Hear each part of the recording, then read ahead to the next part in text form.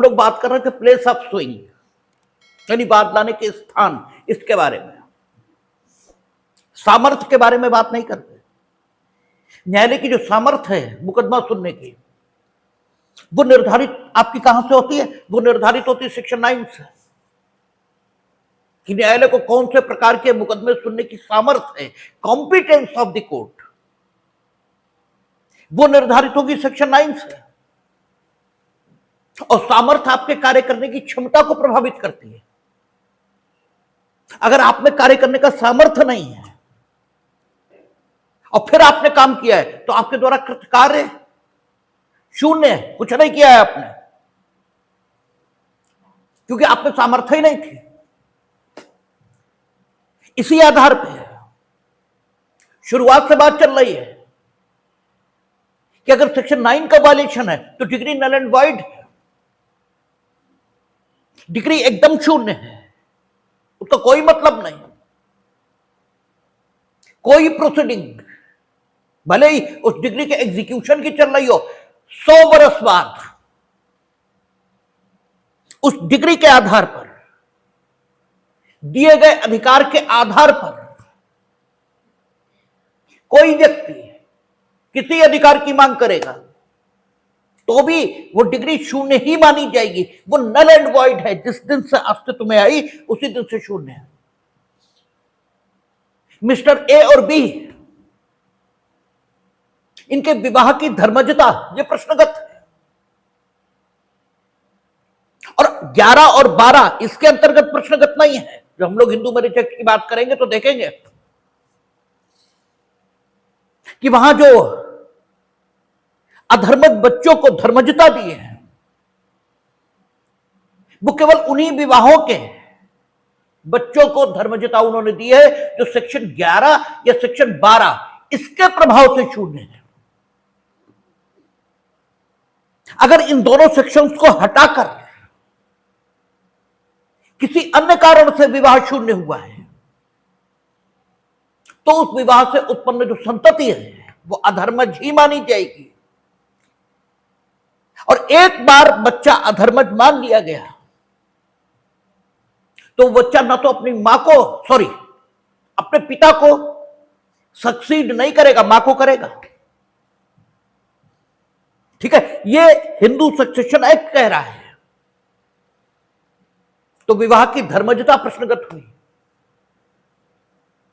विवाह कैसा था पता नहीं, ठीक है, धर्मज था नहीं था मतलब नहीं, लेकिन उस न्यायालय ने विवाह की धर्मजता तय कर दी जिसे विवाह की धर्मजता तय करने का कोई हक नहीं था। उस डिग्री द्वारा प्राप्त अधिकार के आधार पर ए और बी के मर जाने के सैकड़ों साल बाद उनके उत्तराधिकारियों में विवाद ये पैदा हो गया।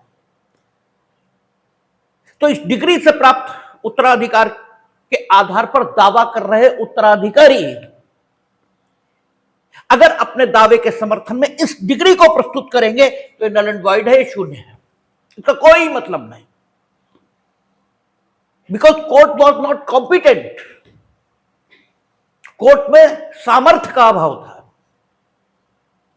यही स्थिति हम लोग देखेंगे कब? इंडियन कॉन्ट्रैक्ट एक्ट, जो संविदा सक्षम नहीं है,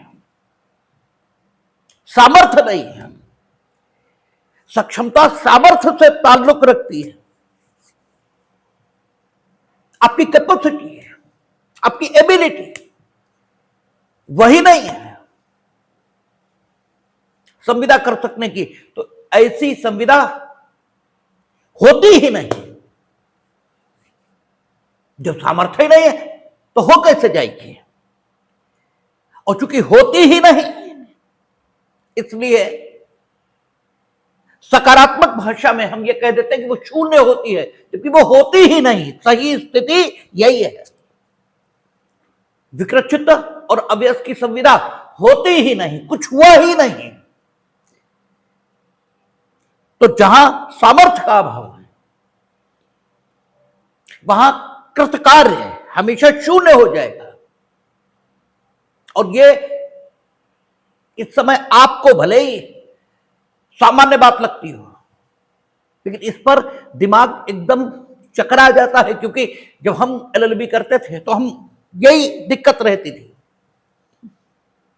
क्योंकि डिफरेंस ये कर ही नहीं पाते थे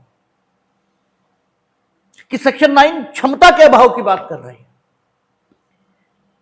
और वेन्यू ऑफ ट्रायल ये बदल गया, तो इससे कोई फर्क नहीं पड़ता। ए को ट्रायल करना चाहिए था, बी ने कर लिया, इससे क्या फर्क पड़ा। तो सेक्शन 21 देखते थे, वो पिक्यूनियरी जुडिक्शन और लोकल जुडिक्शन, इसके आधार पर जो डिग्री दोषपूर्ण है उसे वैध घोषित कर देता था। मुख्यतः अपीलेट कोर्ट और डिविजनल कोर्ट इस आधार पर आपकी किसी आपत्ति को मान्यता देंगे ही नहीं कि ट्रायल गलत स्थानों पर हुआ या जिसे धनी अधिकारिता नहीं थी उस न्यायालय ने ट्रायल कर लिया, वो मान्यता देंगे ही नहीं। और सेक्शन 9 इसका मतलब डिग्री शून्य, ठीक है, शून्य नहीं है, ठीक है, क्योंकि मान्यता नहीं मिलेगी आपकी बात को। भले ही डिग्री में पिक्यूनियरी और लोकल जुडिक्शन इसके आधार पर दोष है, फिर भी आपकी बात को मान्यता नहीं मिलेगी, इससे मतलब डिग्री ठीक मानी जाएगी। और जब सेक्शन दूसरी ओर देखते थे कि क्षेत्राधिकार के अभाव पर, क्योंकि वो बार बार सेक्शन 9 शब्द का प्रयोग तो करते नहीं थे, और दूसरा बार कह देते थे कि क्षेत्राधिकार के अभाव पर हमारी डिग्री शुरुआत से प्रारंभ से शून्य है। अब समझ में नहीं आता था कि वहां कह रहे डिग्री में कोई दोष नहीं और यहां कह रहे शून्य। लेकिन समझना पड़ेगा कि वहां सामर्थ्य का अभाव है और यहां सामर्थ्य का अभाव नहीं है, ये केवल तकनीकी प्रकार की गलती हुई है। इसे गलती सिर्फ टेक्निकल टाइप से कह भर सकते हैं कि गलती हुई, अदरवाइज इनफैक्ट कोई गलती हुई नहीं है। इसमें क्या गलत हो गया, क्योंकि टेरिटोरियल जुडिक्शन या पिक्यूनियरी जुडिक्शन इस आधार पर तय किए गए हैं कि सुविधापूर्ण ढंग से वाद का संचालन हो सके और महत्वपूर्ण मामलों को अनुभवी व्यक्ति सुने, ठीक है ना, जिनमें विवादग्रस्त संपत्ति का मूल्य 5 लाख रुपए से अधिक है, उन मामलों को थोड़ा एक्सपीरियंस आदमी सुने, थोड़ा अनुभवी आदमी सुने, बस इतनी सी बात है। और पक्षकारों को जो कहा गया कि आप अमुक स्थान पर ही अपने मामले की सुनवाई कराएंगे, वो केवल सुविधा के दृष्टिकोण से कहा गया। और जब सब कुछ हो ही गया, डिग्री पारित हो गई, तो डिग्री में अगर कोई दोष है तो वो बात करिए, ठीक है। मेरिट पर तो हम आपकी बात सुनेंगे ही भाई, गुणदोष के आधार पर बात सुनेंगे। अगर डिग्री में कोई दोष है तो बताइए, अदरवाइज अगर एक अनुभवहीन व्यक्ति ने एकदम ठीक डिसाइड कर दिया है तो सिर्फ अनुभवहीन था, इस कारण से हम उसकी बात को गलत कहना शुरू कर दें तो कोई बात नहीं हुई। ये तो स्थापित सत्यों के खिलाफ है। हम बार बार वही कहते हैं कि सुखदेव जी महाराज की उम्र 12 वर्ष है जब वो भागवत कथा कह रहे हैं और 88,000 ऋषि सामने बैठे हैं, उनमें किसी की उम्र कितनी है और किसी की कितनी है, मतलब 12 साल या उससे छोटा तो कोई भी नहीं, और सुखदेव जी महाराज से बैठ के कथा सुनना है। तो गुण और प्रतिभा ये तो किसी में हो सकती है। तो अगर पिक्यूनियरी जुडिक्शन कोर्ट को नहीं था और उसने डिसाइड कर दिया, तो यही तो कहा जाएगा कि एक अनुभवहीन व्यक्ति ने उस विषय पर न्याय निर्णय कर दिया जो विषय महत्वपूर्ण था, और गुणदोष पर आप कुछ बता नहीं पा रहे, ठीक है ना। या तो गुणदोष पर बताइए कि साहब अमुक गलती है इसमें, अमुक गलती है, अमुक गलती है, तब तो हम मान्यता देने को तैयारी हैं। तब सेक्शन 21 कहां मना कर रहा है? वो तो कहता है सिर्फ पीक्यूनरी जुडिक्शन या लोकल जुडिक्शन के आधार पर आप ऑब्जेक्शन रिविजनल स्टेज पर या अपीलेट स्टेज पर नहीं उठाएंगे। वो भी उठाने की अनुमति मिली है। कैसे मिली देखेंगे सेक्शन 21 जब आएगा। लेकिन सिर्फ इन्हीं आधारों पर आप प्रश्नगत नहीं करेंगे डिग्री को, तो इसमें गलत क्या है? अगर एक अनुभवहीन व्यक्ति ने कुछ ऐसा डिसाइड किया है जिसमें गुणवत्ता के दृष्टिकोण से, मेरिट के पॉइंट ऑफ व्यू से आपके पास कहने को कुछ भी नहीं है, तो फिर सिर्फ आपकी यह आपत्ति कि यह एक अनुभवहीन व्यक्ति ने डिसाइड कर दिया, इसे मान्यता क्यों दें? ये तो मिलनी भी नहीं चाहिए। हां, सामर्थ्य ही नहीं होता तब बात अलग थी। सामर्थ्य नहीं होता meaning there by criminal court decide कर देता सिविल मैटर को। अब आप कहेंगे तो फिर इसमें दिक्कत क्या है? क्योंकि वहां जो बैठते हैं कचहरी में वो कौन है? न्यायिक मजिस्ट्रेट ऑब्लिक सिविल जज जूनियर डिवीजन। वही क्रिमिनल सुनना है और वही सिविल सुनना है। डिस्ट्रिक्ट एंड सेशन जज तो वही तो क्रिमिनल सुनना है और वही सिविल सुनना है। तो क्या फर्क पड़ गया? तो बहुत फर्क पड़ा है। क्योंकि जिस समय वो डिस्ट्रिक्ट जज के तौर पर काम कर रहे थे, उस समय जो एविडेंस एक्ट के प्रोविजन लागू हो रहे थे वो ये कि जब दिए गए साक्ष्य के आधार पर ये प्रतीत होने लगे कि चीजें साबित हो गई हैं, तो चीजें साबित मान ली जाएंगी। इस स्तर तक साक्ष्य दिए जाने पर ही उन्होंने चीजों को साबित मान लिया था। आदमी जरूर वो था, लेकिन आदमी अपनी इच्छा से, अपनी बुद्धि से निर्णय करने के लिए अनुमित नहीं था। ठीक है, आदमी जरूर वो था। हम बैठे हैं, लेकिन हमें रास्ता दिखाने वाला तो कोई और है। हम अपनी मर्जी से तो एडजुडिकेशन कर नहीं रहे। जब हम क्रिमिनल डिसाइड करेंगे तो एविडेंस एक्ट के प्रोविजन अलग ढंग से लागू होना शुरू हो जाएंगे और हमें एविडेंस एक्ट को लागू करना है। हम खुद की मर्जी नहीं चला सकते। और तब स्थिति क्या होगी कि बियॉन्ड ऑल रीजनेबल डाउट्स चीजें साबित होनी चाहिए, अदरवाइज हम ना साबित मानेंगे। सिविल मैटर था, क्रिमिनल कोर्ट ने सुन लिया और क्रिमिनल कोर्ट कहता कि कुछ भी साबित ही नहीं हुआ, क्योंकि उसकी तो आदत है बियॉन्ड ऑल रीजनेबल डाउट्स साबित होना चाहिए, और बियॉन्ड ऑल रीजनेबल डाउट साबित नहीं हुआ। लेकिन इतना जरूर साबित हुआ कि दिए गए साक्ष्य के आधार पर ऐसा लगने लगे, क्योंकि जो कुछ लगता है वो इनफेक्ट हो जरूरी नहीं है, लेकिन इतना था तो कायदे से इस मामले को डिग्री होना चाहिए था और हो गया निरस्त। तो सेम पर्सन है, लेकिन जैसे ही निर्णयन की प्रक्रिया ये चेंज हुई, वैसे ही रिजल्ट चेंज हो गए। इसलिए अगर सामर्थ्य का अभाव कोर्ट में था, सिविल कोर्ट ने क्रिमिनल मामला सुन लिया, नो डाउट वही प्राधिकारी सुनना है, तो फिर तो वो तो सजा कर देगा। उन मामलों में भी जिनमें सिर्फ लग रहा है कि इसने दोष किया है, इसने अपराध किया है, और चूंकि सिर्फ लगने के आधार पर कुछ नहीं हो सकता, क्योंकि दांडिक दायित्व तभी आएगा जब कोई संदेह बाकी न रहे। लगने लगा इसका मतलब ये कि अभी संदेह है, अभी सिर्फ लग रहा है, अभी ऐसा नहीं है कि ऐसा है।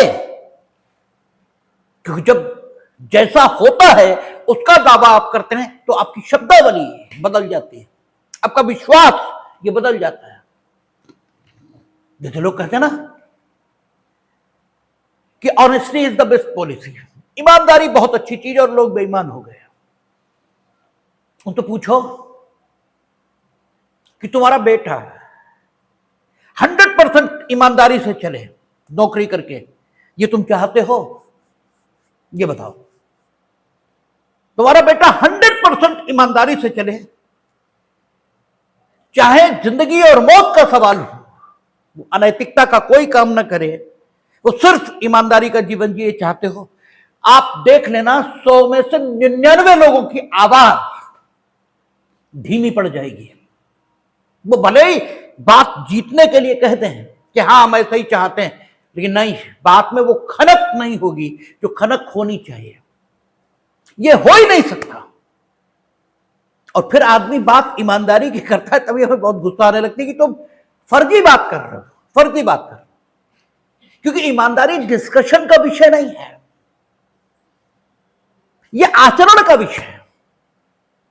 और जिसके आचरण में होगी तो होगी, वो तो मिटा भी नहीं पाओगे। और नहीं है तो फिर नहीं है। तो जो चीज है उसके बारे में जब आप कथन करते हैं तो आपका विश्वास, और जिसके बारे में आप मानते हैं या मान लेते हैं, क्योंकि जब लगता है कि ऐसा है तो आप मान ही लेते हैं, इसके अलावा कुछ नहीं होता। लगी तो रहा है, प्रतीति ही तो है। लगता तो यह कि बिजली खंभा लगाया गया, पास में जाके देखते पेड़ है, ठीक है, और पास में जाके देखा तो पता लगा वो ठूंठ ही थे, एक आदमी खड़े थे। तो लगने लगा है और है, बहुत फर्क है, बहुत फर्क है। तो अगर criminal matter civil court decide करेगा तो भी गड़बड़ होगा, और civil matter criminal court decide करेगा तो भी अन्याय ही होगा। यह भी बात समझ में नहीं आती है। हमें तो नहीं आती थी, और हमें नहीं आती थी तो हम मानते यही है कि आपको भी नहीं आती। विद्वान बनने के लिए आप कहे कुछ भी दो। जब हम कचहरी गए तो हमें बड़ा परेशान करती थी बात, यार डिस्ट्रिक्ट एंड सेशन जज यही तो है,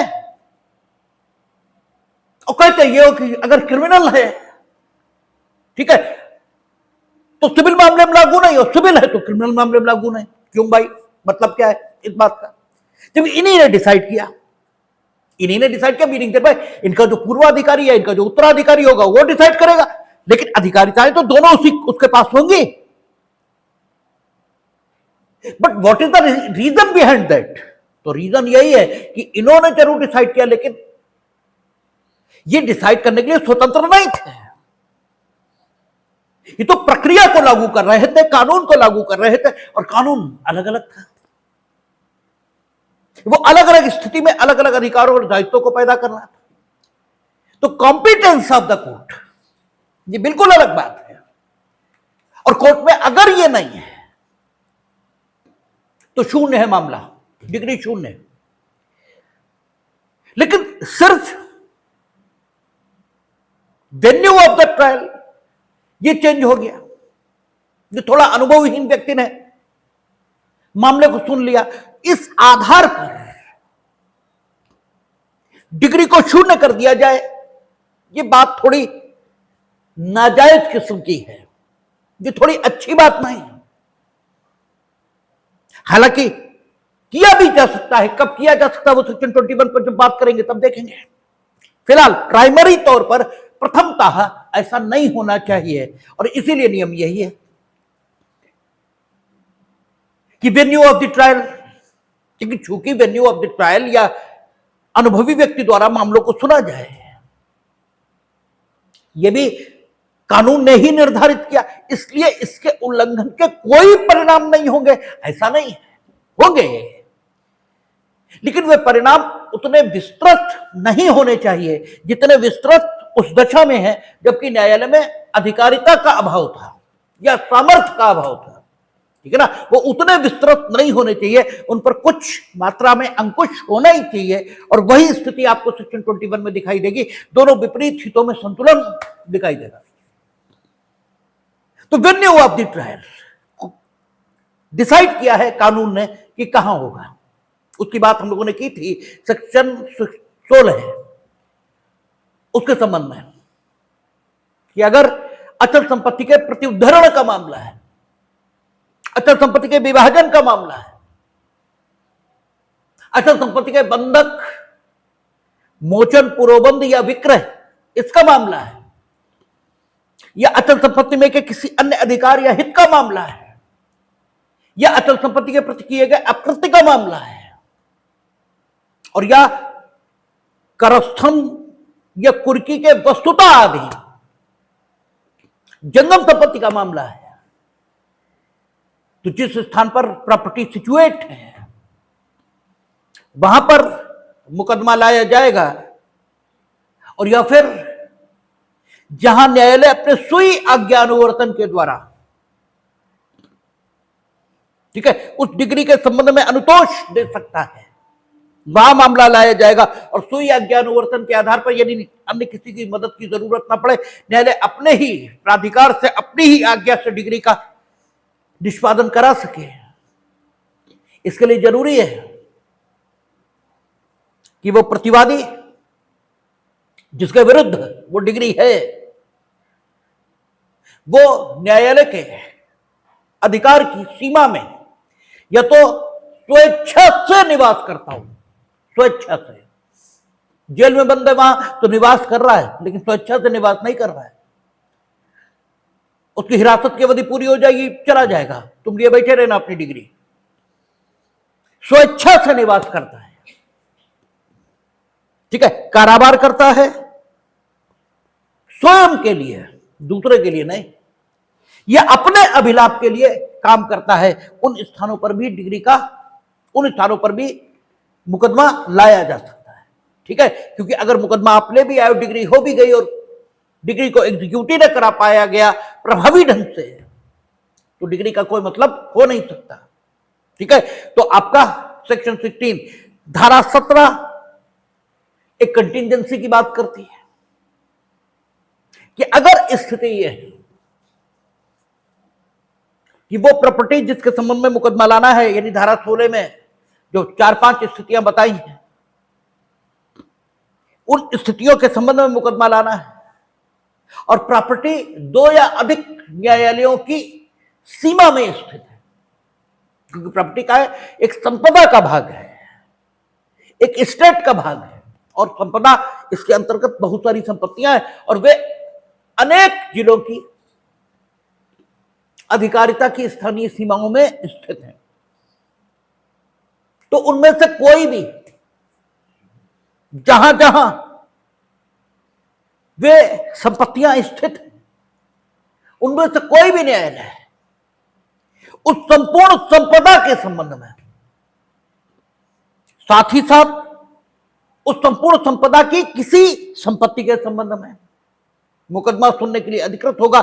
शर्त केवल उतनी कि जो धनी अधिकारिता है उसके दृष्टिकोण से भी उसे उस मुकदमे को सुनने की अधिकारिता होनी चाहिए, ठीक है ना। यानी जूनियर डिवीजन और सीनियर डिवीजन का जो कैटेगराइजेशन है, उस लिहाज से चीजों को देखा जाएगा। संपूर्ण संपदा के संबंध में अगर आपको मुकदमा लाना है तो उसका वैल्यूएशन वो निकालेंगे हम, क्योंकि वाद कारण संपूर्ण संपदा से संबंधित माना जाएगा। और अगर उस संपूर्ण संपदा के भाग रूप किसी संपत्ति के संबंध में मुकदमा लाना है तो संपत्ति का वैल्यूएशन ये हम करेंगे, और प्रथमतः वादी ही वैल्यूएशन करेगा, और वैल्यूएशन के मुताबिक वह सीनियर डिवीजन या जूनियर डिवीजन जहां भी, ठीक है, एडजुडिकेट होने योग्य होगी उस न्यायालय में मुकदमा दायर किया जाएगा। तो सेक्शन 17 देखें क्या कहता है। जहां वाद विभिन्न न्यायालयों की अधिकारिता के भीतर स्थित स्थावर संपत्ति के संबंध में अनुतोष की या ऐसी संपत्ति के प्रति किए गए दोष के लिए प्रतिकर की अभिप्राप्ति के लिए है, वहां वह वाद किसी भी ऐसे न्यायालय में संस्थित किया जा सकेगा जिसकी अधिकारिता की स्थानीय सीमाओं के भीतर संपत्ति का कोई भाग स्थित है, परंतु यह तब जबकि पूरा दावा उस वाद की विषय वस्तु के मूल्य की दृष्टि से ऐसे न्यायालय द्वारा संज्ञेय है, ठीक है ना। तो लास्ट लाइन में उसने पिक्यूनरी जुडिक्शन की बात की है। अब सेक्शन 17 में, जो सेक्शन 16 में प्रतिवादी निवास करता है, अभिलाप के लिए स्वयं काम करता है, वो बात नहीं आई है। ठीक है ना, वो बात नहीं आई है। इसका मतलब ये भाई सीधे सीधे निकल तो यही रहा है। अब जब ये निकल रहा है तो हो सकता कोई केस लॉ वगैरह से उन्होंने सेक्शन 16 की बात को, प्रतिवादी वाली बात को यहां भी लागू किया हो, लेकिन फिलहाल बेर पढ़ने से ऐसा ही लग रहा है कि अगर सिचुएशन सेक्शन 17 की है तो फिर स्थिति यही रहेगी कि संपत्ति का कोई भाग जिस न्यायालय की अधिकारिता की स्थानीय सीमाओं में है, सिर्फ वही न्यायालय उस संपत्ति के संबंध में मुकदमा सुनने के लिए सक्षम होगा। शर्त वही कि धनीय अधिकारिता के दृष्टिकोण से वह न्यायालय उस मामले को सुनने के लिए सक्षम हो। अगर धनीय अधिकारिता के दृष्टिकोण से वो उस मामले को सुनने के लिए सक्षम नहीं है, तब बात बदल जाएगी। अदरवाइज वही न्यायालय मुकदमा सुनेगा जिसकी अधिकारिता की स्थानीय सीमाओं में उस संपत्ति का कोई भाग ये स्थित है। आगे एक अन्य सिचुएशन की बात कर रहा है, कहता जहां न्यायालयों की अधिकारिता की स्थानीय सीमाएं अनिश्चित, वहां वाद के संस्थित किए जाने का स्थान। न्यायालयों की अधिकारिता की स्थानीय सीमाएं अनिश्चित है। एक प्रॉपर्टी ऐसी जगह पर स्थित है जहां न्यायालयों की अधिकारिता की स्थानीय सीमाएं अनिश्चित है।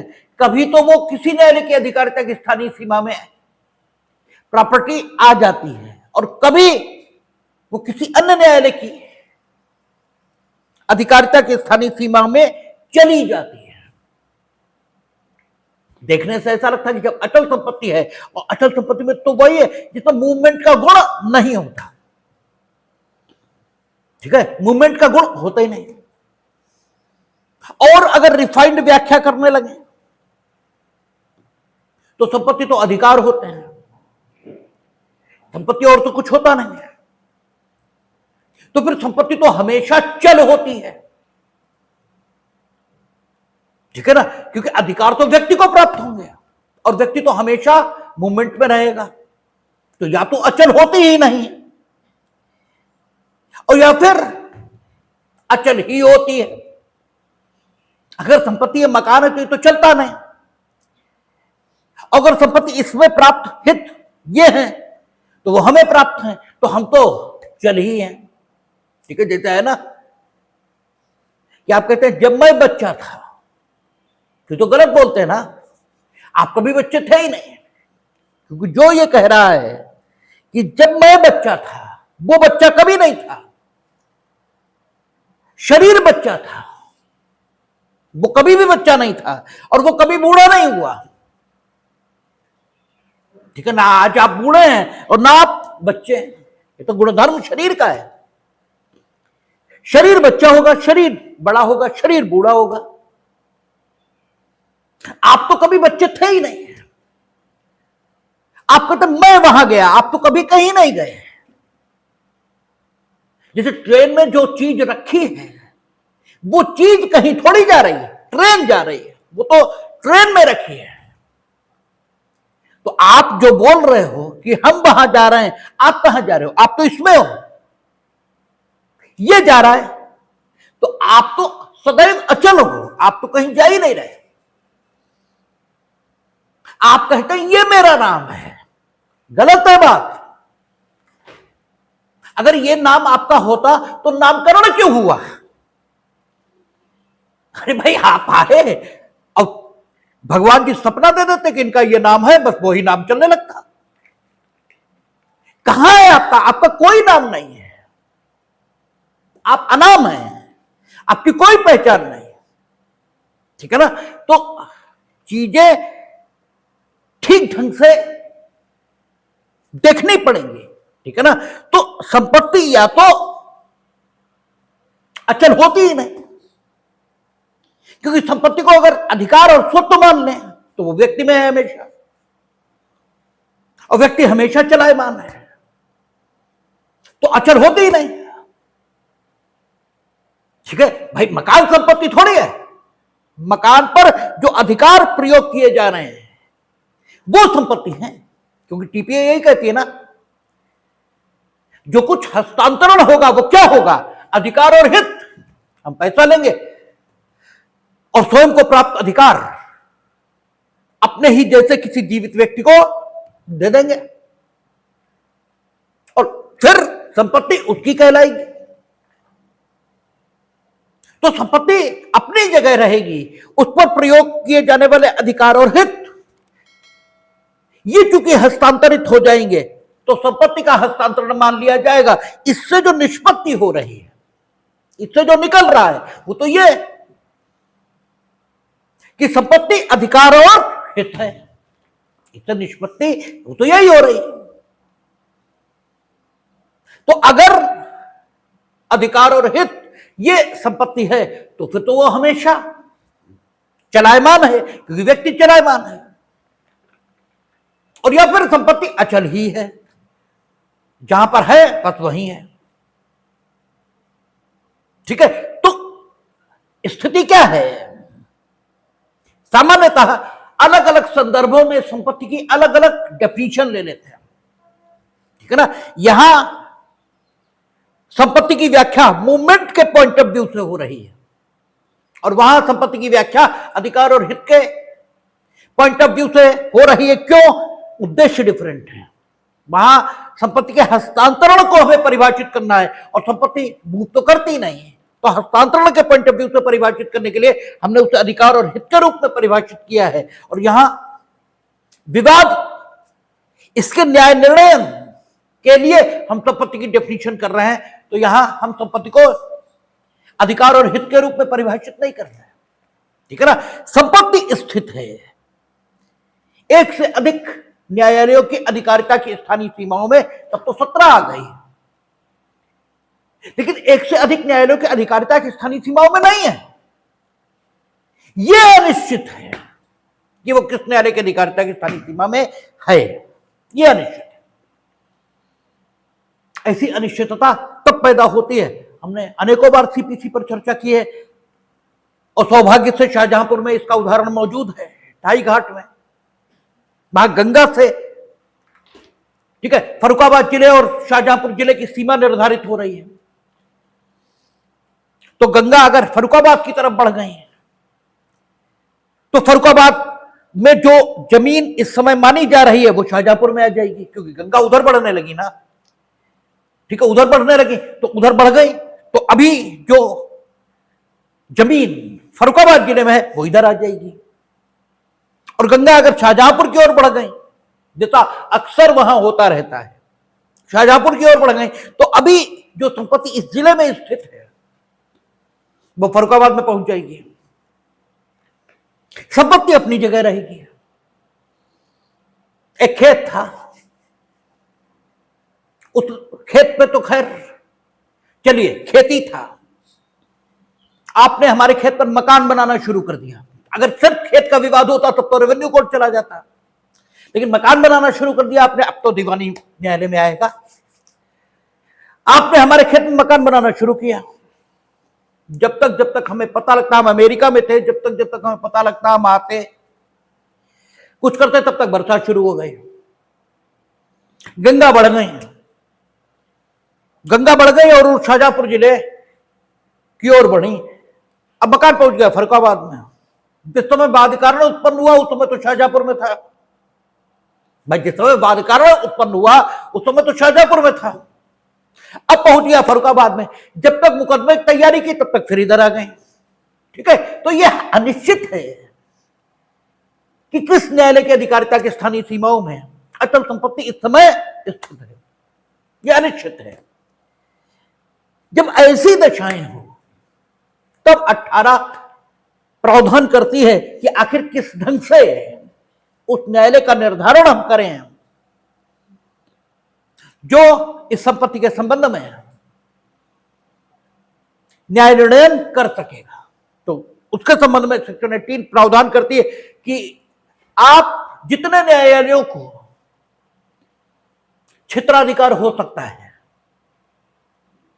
उतने न्यायालयों में से किसी में भी मुकदमा दायर कर सकते हैं, और उस न्यायालय का कर्तव्य होगा कि वह इस भाव का स्पष्ट कथन करे कि यह अनिश्चित है कि ये मुकदमा किस न्यायालय की अधिकारिता की स्थानीय सीमा में आना चाहिए, और फिर इस भाव का कथन करने के उपरांत वो न्यायालय उस पर्टिकुलर काज ऑफ एक्शन के संबंध में, उस विषय वस्तु के संबंध में न्याय निर्णय कर सकता है। शर्त फिर वही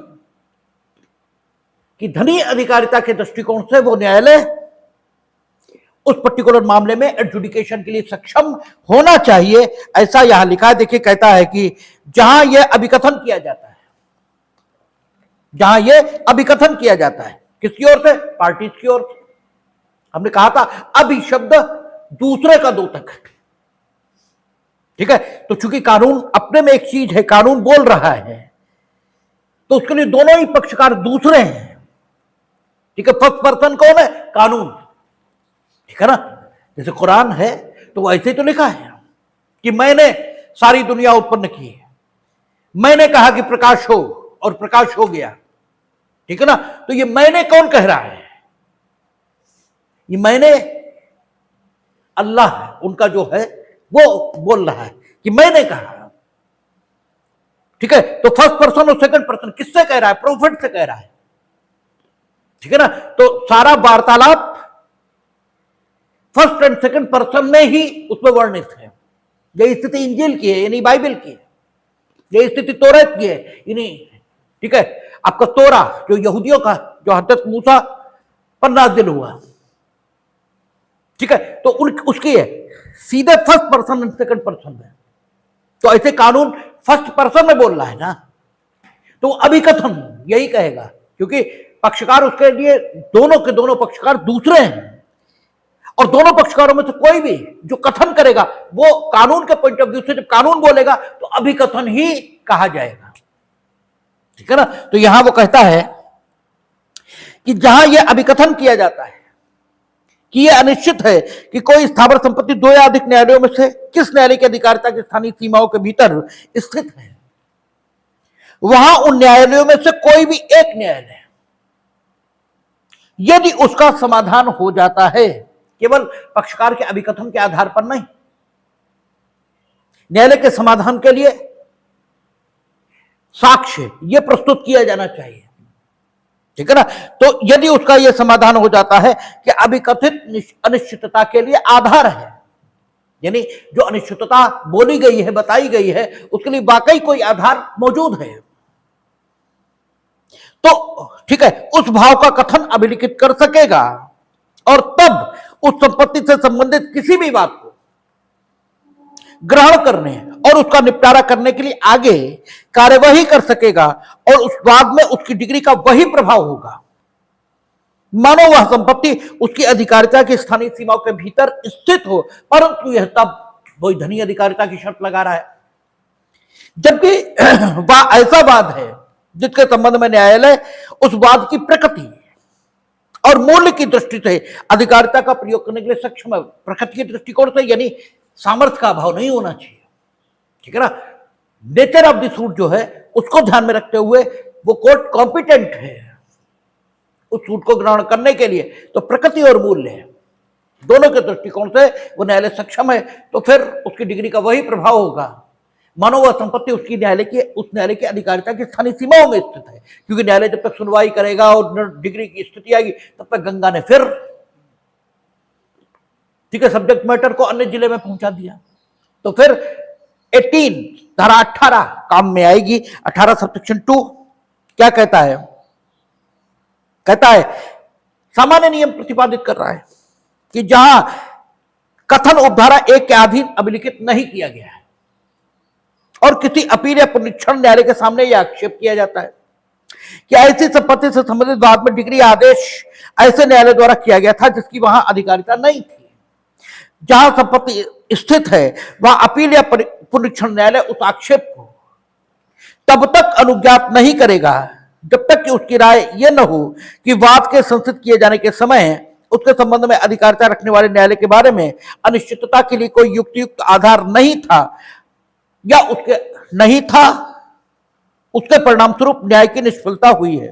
ठीक है, इधर देख लें, judicial with respect and there and, हाँ एंड आना चाहिए, वही हम सोच रहे थे, हिंदी में एंड की कमी है। ठीक है, तो ये सामान्य नियम प्रतिपादित किया और ये सामान्य नियम यही कह रहा है कि ठीक, न्यायालय उसने ये कथन नहीं किया जो उसे करना चाहिए था कि अभिकथित अनिश्चितता के लिए आधार है, ये कथन ही तो नहीं किया, बस इसके अलावा सारी बातें थी। तो जो था वो हमें कहना चाहिए था, ठीक है, लेकिन जो था वो नहीं था, ये सिर्फ इस आधार पर तो नहीं माना जा सकता कि हमने नहीं कहा कि ऐसा था। ये तो बात ही बेवकूफी की है। बोल दिन तो था, लेकिन इनने बताया कहां कि दिन था। अरे भाई तुम भी तो आंखें रखे थे, तुम क्या अंधे थे? तुम्हें नहीं दिखाई दिया था कि दिन था? हम कह देते रात थी तो तुम मान लेते रात थी। जैसे हमारा तो कई बार यही, हर मामले में जवाब तो नहीं दिया जाता क्योंकि अननेसेसरी वही है, सामर्थ्यशाली से झगड़ा नहीं करना चाहिए, सामान्य नियम यही है। लेकिन कई बार हमें यही बात आया बार रंज कि जैसे न्यायालय कहेगा कि आपने एप्लीकेशन तो दी नहीं कि अमुक काम हमें करना चाहिए, तो गुस्सा तो इतना आता है, इनसे पूछ लीजिए, हम एप्लीकेशन दिए देते हैं कि आप जो है कानून के खिलाफ डिसाइड कर दो, तो कर दोगे? मेरे एप्लीकेशन देने से या न देने से क्या मतलब? आपका कर्तव्य न्यायालय में, आपका कर्तव्य कानून में यह बताएगा कि आप ये करोगे। हम एप्लीकेशन दें तभी करोगे, ना दें हम एप्लीकेशन तब तुम नहीं करोगे। ये है एक बेवकूफी की बात, लेकिन ये चलन में है, और चलन में जो कुछ होता है तो कई बार मूर्खतापूर्ण भी होता है। गलत है तब रोक दिया जाएगा, ठीक है, सिर्फ चलन में है और गलत है इस कारण से उसे चलते नहीं रहने दिया जाएगा, लेकिन चलन में है और मूर्खतापूर्ण है तो उस चलन का विरोध नहीं करना चाहिए और नहीं किया जाता है, क्योंकि बेवकूफीपूर्ण चलो। अब इतने बेवकूफ हैं तो बेवकूफी ही सही, ठीक है, बेवकूफों के हिसाब से ही चल लो, ठीक है। जैसे सुकरात वगैरह फांसी पा गए, क्यों? क्योंकि उन्होंने जो जाना है वो उन्होंने बोलना शुरू कर दिया, और जिनके सामने बोला वो उस स्थिति को प्राप्त नहीं किए हुए थे। जैसे ईसा मसीह ने कह दिया हम खुदा के बेटे हैं। अरे दुनिया में वो आदमी लाओ जो खुदा का बेटा नहीं है। भाई भगवान को परमपिता तो सब जगह कहा, सब भगवान के ही बेटे हैं, लेकिन उन्होंने उनके सामने कह दिया जो मूर्ख है। उन्होंने उन्हें उठाया और सूली चढ़ा दिया। अरे भाई उनसे पूछो, वो नहीं है भगवान के बेटे, वो शैतान के बेटे हैं क्या? वो भी तो भगवान ही के बेटे हैं। लेकिन आप जो जानते हैं अगर उसे समझने वाले लोग नहीं हैं तो मूर्खताओं में शामिल हो जाइए। अपनी बुद्धिमानी मत छाटिए, अपनी बुद्धिमानी छाटी तो बेवकूफ बन जाएंगे, ठीक है, और ईसा मसीह की तरह सूली पर चढ़ा दिए जाएंगे। इसलिए चलन अगर मूर्खतापूर्ण है तो उस चलन के साथ चलिए। हाँ, चलन गलत है तो कतई मत चलिए। जैसे सुकरात ने कहा ना कि हम अन्यायपूर्ण दंड के लिए लियोन ऑफ सोलमिस को ले आए हैं, ठीक है, ये बिल्कुल गलत है क्योंकि आप जो दंड देने वाले हैं वो अन्यायपूर्ण है, और अगर हम ऐसा करते हैं उस अन्यायपूर्ण दंड के लिए लियोन ऑफ सोलमिस को ले आते हैं तो फिर हम पाप कर रहे हैं। इसकी तुलना में ज्यादा ठीक ये है कि हम कानून का उल्लंघन करेंगे, जो कि हमें नहीं करना चाहिए, क्योंकि नागरिक के तौर पर हमारा दायित्व और कर्तव्य यह है कि हम राज्य के कानूनों का पालन करें। लेकिन राज्य के कानून का पालन करें तो हमें लियोन ऑफ सोलमिस को लाना पड़ेगा, और वो अन्यायपूर्ण है तो हम अलग स्थिति अपनाएंगे। हम कानून का पालन भी नहीं करेंगे और कानून जो दंड देता है वो सहन करेंगे, तो कानून का पालन भी हो जाएगा और हम पाप से भी बच जाएंगे। जैसे वही है ना कि जो एटम बम डालने गया था वो ये भी तो कह सकता था कि एटम बम नहीं डालेंगे, तुम्हें जो करना है कर लो। अरे हमें फांसी चढ़ाओगे, चढ़ा दो, हमें नौकरी से निकालोगे, निकाल दो, नहीं नहीं नहीं चलाएंगे। ठीक है, तो स्थिति कुछ अलग होती है, और जिससे कहते वही ये कह देता। तो जिसने एटम बम का आविष्कार किया वो वैज्ञानिक थे, हवाई जहाज चलाना थोड़ी जानते थे, और ना 1 मिनट में और 10 दिन में किसी को हवाई जहाज चलाना सिखा दोगे, ये भी नहीं हो सकता। तो अगर सब यही करते तो मुश्किल था, नहीं हो सकता। ठीक है, तो सवाल यह है, जो कुछ है उसे सिर्फ कहा नहीं गया कि ऐसा है, इस आधार पर किसी अशुद्धि की कल्पना नहीं हो सकती। भाई जो कुछ था वो था ना, सिर्फ कहा ही तो नहीं गया कि ऐसा है। तो अगर कहा नहीं गया तो इससे कोई फर्क नहीं पड़ता। हां, वैसा न हो तो फर्क पड़ता है। ठीक है, वैसा नहीं है तब जरूर फर्क पड़ता है, लेकिन जैसा था उसे सिर्फ कहा नहीं गया कि ऐसा है, इससे कोई फर्क नहीं पड़ता। तो इसी बात को आपका इसमें 18 सबसेक्शन 2 इसमें मान्यता मिली है। उन्होंने कहा कि यदि सिर्फ यह कथन नहीं किया गया है, सिर्फ यह कथन नहीं किया गया कि ऐसी अनिश्चितता के लिए आधार था, सिर्फ इतना कथन नहीं है, ठीक है, तो रिविजनल कोर्ट या अपीलेट कोर्ट आपकी इस आपत्ति को मान्यता दे दे कि उस न्यायालय को अधिकारिता नहीं थी जिसने डिसाइड किया, ऐसा नहीं होगा। यानी उस डिग्री को मान्यता मिलेगी। क्यों? सिर्फ कथन नहीं है, सिर्फ कथन। हां, वैसी अनिश्चितता के लिए कोई आधार ही नहीं था, यह स्थिति अलग हो गई। अनिश्चितता के लिए आधार नहीं था और कथन नहीं किया, यह स्थिति अलग है। ठीक है ना? अनिश्चितता के लिए आधार था लेकिन कथन नहीं किया, यह स्थिति अलग है। दोनों स्थितियां अलग हैं। तो अनिश्चितता के लिए आधार था लेकिन कथन नहीं किया गया, तो रिविजनल कोर्ट और अपीलेट कोर्ट इस आधार पर आपके द्वारा उठाई गई आपत्ति को किसी मूल्य का नहीं मानेगा और आपकी आपत्ति निरस्त की जाएगी और डिग्री ठीक मानी जाएगी। अपीलेट कोर्ट और रिविजनल कोर्ट के द्वारा यदि डिग्री में अन्य कोई दोष नहीं है, तो सिर्फ इतनी ही कमी है, तो अन्य दोष है तो बात अलग है। हां, अगर वाकई अभिकथित अनिश्चितता के लिए आधार नहीं था और कथन भी नहीं है, ठीक है, तब तो बात अलग है। तब भी आपको अनिश्चितता के लिए जो आधार संबंधी आपकी आपत्ति है, इसे धारा 21 में बताए गए समय के भीतर उठाया जाना चाहिए। अगर आपने धारा 21 में बताए गए समय के भीतर इस आपत्ति को नहीं उठाया तो भले ही अनिश्चितता के लिए आधार न हो, ठीक है, और कथन भी न हो, इसके बावजूद डिग्री ठीक मानी जाएगी। तो ऐसी दशा कब होती है कि आपको एक निश्चित समय, और वो निश्चित समय क्या है जिसके भीतर आपको ये ऑब्जेक्शन उठाने थे, वो कहां? सेक्शन 21 जब बात करेंगे तब आएगा। ठीक है, तो ये आपका 20 सबसेक्शन 2, 20 सबसेक्शन 2 कह रहे 18 सबसेक्शन 2। अब सेक्शन 19 कहता है शरीर या जंगम संपत्ति के प्रति किए गए दोषों के लिए प्रतिकर के लिए वाद।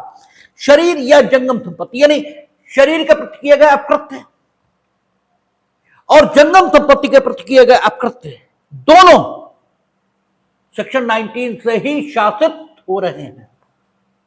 चाहे आपको तो क्या कहा, शरीर या जंगम संपत्ति के प्रति किए गए दोषों के लिए प्रतिकर के लिए वाद। तो दोषों के लिए प्रतिकर के लिए वाद, ये दोनों के साथ पढ़ा जाएगा। ठीक है ना?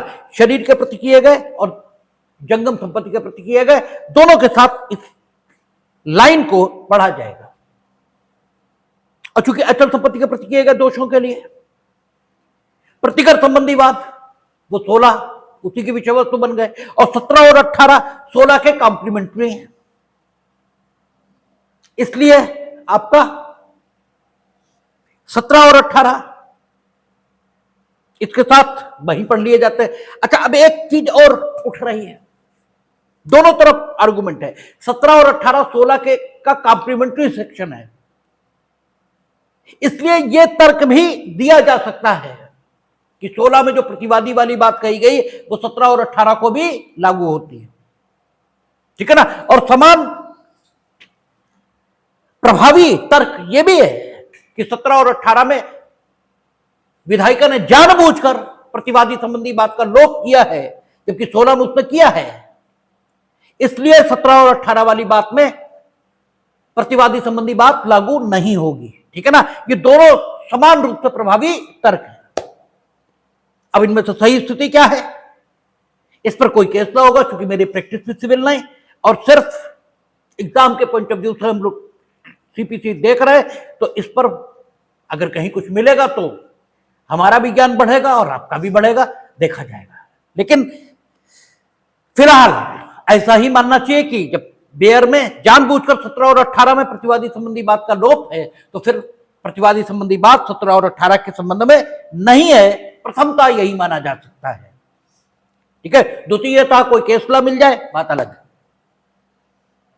19 अकृत्य या अकृत्यात्मक दायित्व की चर्चा कर रही है, क्योंकि वो किए गए दोष के लिए प्रतिकर संबंधी बात इस शब्दावली के साथ शुरू हो रही है, और किए गए दोष के लिए प्रतिकर का वाद ये केवल अकृत्य विधि में संस्थित होता है, अन्य किसी विधि में संस्थित नहीं होता, ठीक है ना।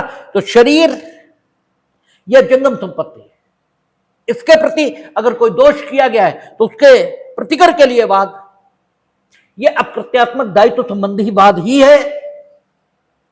और आप जब कचहरी जाएंगे या किसी से चर्चा होगी तो कुछ बेवकूफ टाइप के लोग आपको मिल जाएंगे, वो कॉलेजों में भी मिल सकते हैं, टीचर के रूप में भी मिल सकते हैं, और अन्य रूपों में भी मिल सकते हैं, जो ये बताएंगे कि अकृत्य विधि हिंदुस्तान में लागू नहीं है, ठीक है। तो उन मूर्खों की बात को सुनने की जरूरत नहीं है, और उन मूर्खों की बात गलत है। इसका सबूत सेक्शन 19 है जो सीपीसी में है। अगर अकृत्य विधि लागू न होती तो प्रक्रिया दी गई नहीं होती, ठीक है ना। एक सीधी बात है, तो उन मूर्खों की बात को सुनने की कोई जरूरत नहीं है। एक कान से सुनिए, दूसरे से निकाल दीजिए। वो कितने भी बड़े हों, किसी भी स्थिति में हो, कोई स्टेटस हो उनका, उनकी बात मत मानिए, क्योंकि यहां किए गए दोष के लिए प्रतिकर संबंधी वाद की प्रक्रिया दी गई है। क्या कहता है देखें, कहता है जहां वाद शरीर या जंगम संपत्ति के प्रति किए गए दोष के लिए प्रतिकर के लिए है, ठीक है, वहां यदि दोष एक न्यायालय की अधिकारिता की स्थानीय सीमाओं के भीतर किया गया था और प्रतिवादी किसी अन्य न्यायालय की अधिकारिता की स्थानीय सीमाओं के भीतर निवास करता है, यह कारोबार करता है या अभिलाप के लिए स्वयं काम करता है, तो वाद वादी के विकल्प पर उक्त न्यायालयों में से किसी भी न्यायालय में संस्थित किया जा सकेगा, ठीक है। पहली चीज समझ लें, इसमें एक मैगजीन भी आता है, वो इसे करके शुरू होता है मूवेबल, उसमें लिखा होता है, उसका अर्थ ये होता है कि जंगम संपत्ति जहां जहां जाती है, ठीक है, वहीं वहीं वाद कारण भी चला जाता है, ये उसका अर्थ होता है, ठीक है। तो चूंकि जंगम संपत्ति इसके प्रति दोष किया गया है, यह व्यक्ति इसके प्रति दोष किया गया है, ठीक है, तो दोष करने वाला भी होगा और जिसके साथ दोष किया गया है वो भी होगा, ठीक है, दोनों होंगे ना। और जिस स्थान पर दोष हुआ होगा वो भी होगा, और जिस स्थान पर दोष करने वाला रह रहा है वो भी होगा। प्रतिकर देना किसे है? उसे जिसने दोष किया है। और सामान्यतः इन जनरल जिस स्थान पर दोष हुआ होगा उस स्थान पर दोष होते हुए देखने वाले लोग मौजूद रहे होंगे, ठीक है ना। और जब दोष किया गया होगा तो उस दोष के कृत्य के परिणाम, कारण आदि आदि उसी स्थान पर पैदा हुए होंगे जहां पर दोष किया गया, ठीक है ना। तो दो दृष्टिकोण उभर रहे हैं। न्याय प्रशासन कैसे होगा? चीजें साबित हों, ठीक है। पहले तो चीजें साबित हों कि अमुक व्यक्ति ने इन चीजों को या इन स्थितियों को या इन परिस्थितियों को उत्पन्न किया। सबसे पहली बात तो यह साबित हो, उसके बाद उन परिस्थितियों को उत्पन्न करने वाले व्यक्ति के दायित्व का निर्धारण हो सकता है। तो चीजें साबित हो और तब दायित्व का निर्धारण हो। और दायित्व का निर्धारण ही अंतिम लक्ष्य नहीं है कि दायित्व का निर्धारण कर देंगे। दायित्व का प्रवर्तन यह भी हो, ठीक है। निर्धारण हमने कर दिया, ये दोषी है, और घर बैठ गए,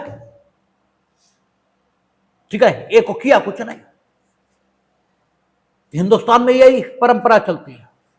दोषी है, यहां तक तो हिंदुस्तान की जनता के हृदयों में करुणा का सागर कभी लहने नहीं लेता। जब सजा दी जाती है, बोले ये दोषी, अब फांसी, तब हिंदुस्तान की जनता के हृदयों में करुणा का सागर लहराने लगता है। और फिर उसे पीड़ित दिखाई नहीं देता।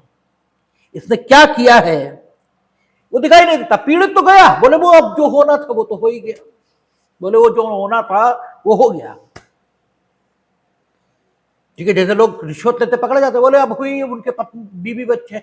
जब ये रिश्वत ले रहे थे तो इन्हें नहीं मालूम था इनके बीवी बच्चे हैं, तब भी तो मालूम था। तो अब इनके बीवी बच्चों का दुर्भाग्य है कि वो इनके बीवी बच्चे हैं, तो वो अपने दुर्भाग्य को झेले। जिससे ली उसके भी तो बीवी बच्चे हैं, तो दोनों के दुर्भाग्य की तुलना करनी पड़ेगी। तो ये अधिक दुर्भाग्यशाली है, तो इसकी शिकायत भगवान से करिए, हमसे नहीं, ठीक है। हमसे मत करिए इसकी शिकायत भगवान से करिए।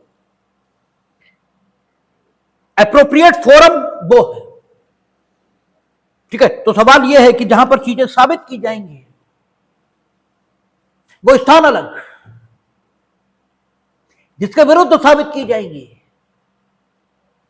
वो स्थान अलग, वो व्यक्ति अलग। और साबित हो जाने पर उत्पन्न दायित्व का प्रवर्तन जिसके विरुद्ध होगा वो व्यक्ति, ठीक है, वो वही होगा जिसके विरुद्ध दायित्व का निर्धारण किया जाएगा। तो जाहिर सी बात है कि अगर हम वेन्यू ऑफ ट्रायल ये निर्धारित करें तो पूरे हिंदुस्तान की बजाय यही दो स्थान सबसे ठीक। कौन से? इनमें कम से कम एक बात तो रहेगी। अगर हम वेन्यू ऑफ ट्रायल वो बना दें जहां पर व्यक्ति या वस्तु के साथ दोष किया गया था, ठीक है, तो कम से कम और कुछ ना हो, साबित करने में तो आसानी होगी, ठीक है। जो वाद बिंदु हैं, ठीक है, जो पॉइंट ऑफ डिटर्मिनेशन है, जो पॉइंट ऑफ डिस्कशन है, उन्हें साबित करने में आसानी होगी। और या फिर ये व्यक्ति जिसने दोष किया है, ये जहां रह रहा है स्वेच्छा से निवास कर रहा है या कारोबार कर रहा है, स्वयं के अभिलाप के लिए काम कर रहा है, ठीक है, वहां अगर हम वेन्यू ऑफ ट्रायल रखें तो कम से कम दायित्व के प्रवर्तन में आसानी होगी, ठीक है ना।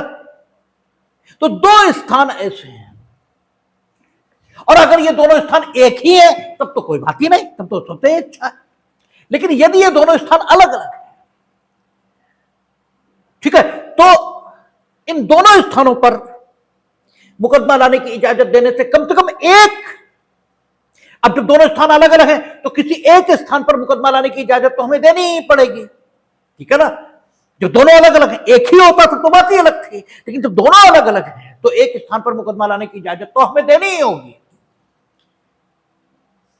तो अगर एक स्थान पर दें तो कमी रहती है, इससे बढ़िया दोनों पर दे दें, तो दोनों जगह एक अगर यहां करेंगे तो साबित करने में आसानी होगी, और अगर वहां न दे तो प्रवर्तन में कठिनाई आ जाएगी। वहां भी दे दें तो प्रवर्तन में आसानी होगी, भले ही साबित करने में आसानी ना हो। तो आधा आधा बांट देंगे सुविधा के दृष्टिकोण से, यही ठीक है। और चुनाव का हक किससे मिले, अब सवाल यह भी है। तो चुनाव का हक जाहिर सी बात उसी को होना चाहिए जो मुकदमा लाएगा, क्योंकि दूसरा तो प्रतिरक्षा करेगा। तो लाने का हक जिसे है उसी को चुनाव का हक होना चाहिए। तो वादी के विकल्प पर सीधी बात है, आप देखेंगे तो जो होना चाहिए वही हो रहा है, उसके अलावा कुछ भी नहीं हो रहा है। और कानून हमेशा वही करता है जो होना चाहिए। इसमें दृष्टांत दिए गए, देख जरूर लीजिएगा, ये बेहद इंपॉर्टेंट है, जरूर आएंगे, ठीक है ना। और शेष चर्चा हम लोग कल करेंगे। देखें